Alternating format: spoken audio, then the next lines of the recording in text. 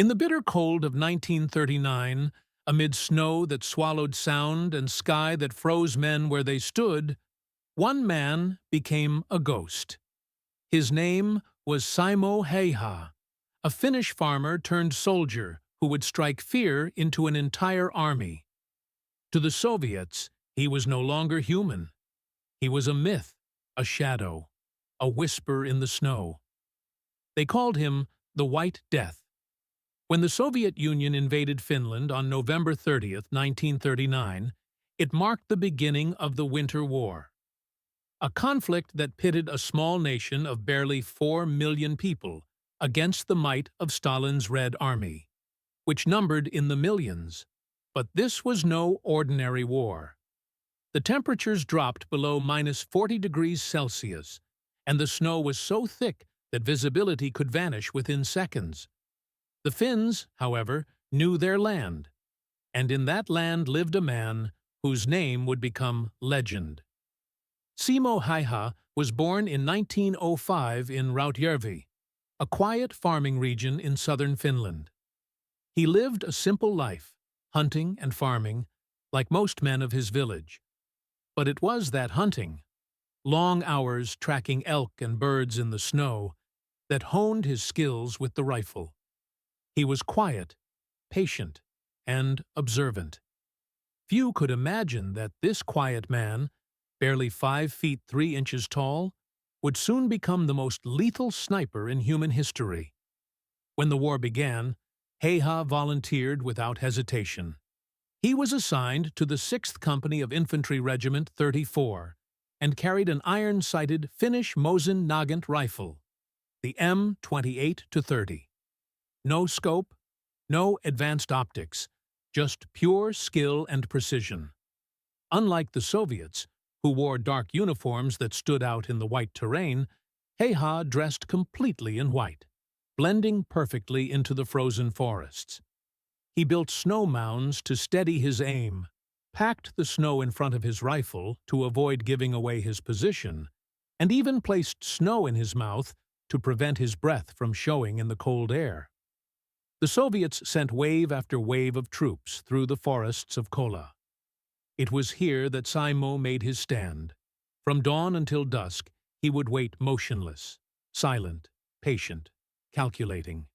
And then, with a single shot, another Soviet soldier would fall.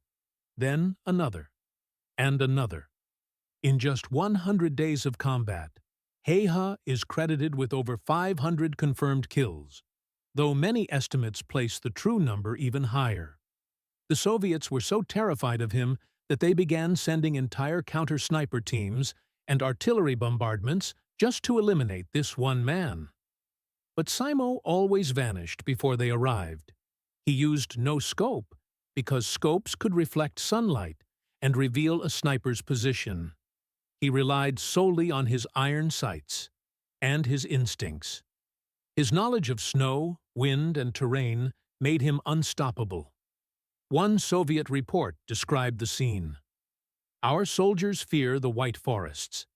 They say death waits there, and death did wait there, in the form of a silent man watching through iron sights." Häyhä's legend spread through both armies. Finnish soldiers began calling him Taika Ampuja, the magic shooter.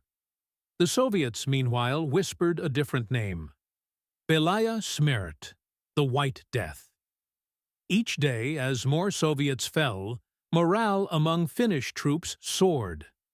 They believed that as long as the White Death was out there, victory was possible. In a war where Finland was outnumbered almost 100 to 1, Simo Häyhä became a symbol of hope and defiance.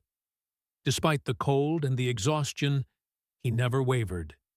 He ate very little, slept even less, and spent nearly all his time in the field. The only warmth he found was from the rifle in his hands and the cause he fought for. But fate caught up with him on March 6, 1940. While fighting near the Kola River, Simo was hit in the jaw by an explosive bullet.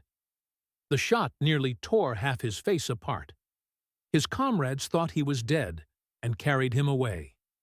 Miraculously, he survived, though he fell into a coma for several days and woke up only after the war had ended.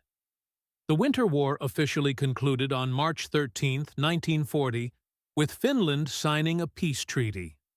Despite losing territory, Finland had resisted the full weight of the Soviet Union far longer than anyone thought possible, and Simo Häyhä had become a national hero. After his recovery, his face remained disfigured, but his spirit was unbroken. When asked years later how he managed so many kills, his answer was simple: practice and patience. He never boasted, never sought fame. To him, he had simply done his duty as a soldier defending his homeland. In his later years, Simo returned to his quiet life of farming and hunting. He avoided the spotlight, living peacefully in the Finnish countryside.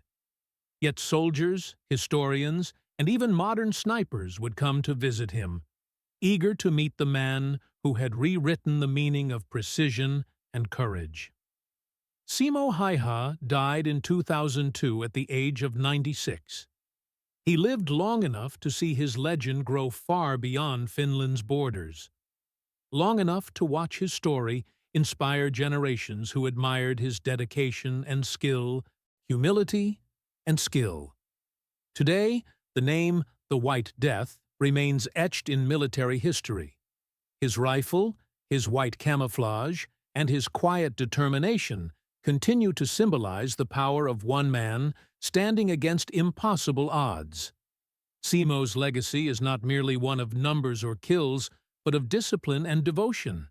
He showed that mastery is built in silence, not in glory, that even in the harshest conditions, courage can thrive. Unseen, unheard, but unstoppable. As one Finnish veteran later said, "We had heroes in that war, but none like Simo Häyhä. He fought not for fame, but for Finland." In the end, the frozen forests of Finland were silent again. The snow had melted, and the echoes of rifles had faded. But somewhere in the white wilderness, the legend of Simo Häyhä, the White Death, still lingers, carried by the wind and remembered by all who value quiet courage.